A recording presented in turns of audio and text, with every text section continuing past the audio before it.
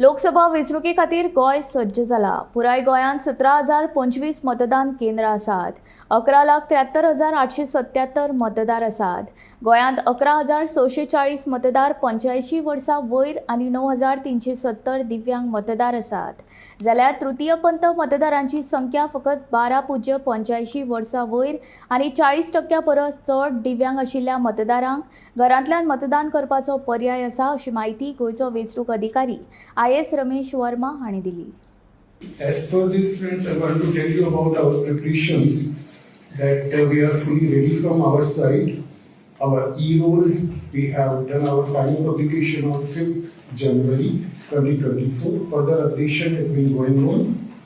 And we have this time 11,66,939 voters on 5th January, which is further updated, and in today's position, the number has been changed, and it is like 11,72,877 till yesterday. So North Goa, total male, female gender, third gender, we have 5,77,921 voters, whereas in South Goa, we have 5,94,956 total electors.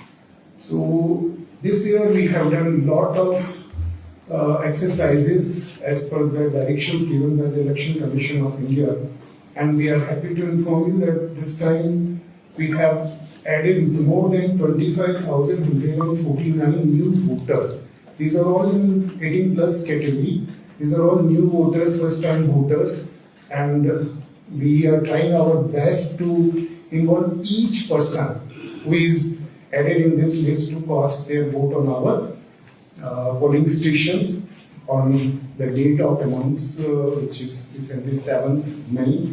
We are fully prepared with our all polling stations, 1,725 polling stations we have, 863 in North Goa and 862 in South Goa. So in our total, we have 1,725. Friends, we want to tell you that 218 model polling stations we are proposing with different categories.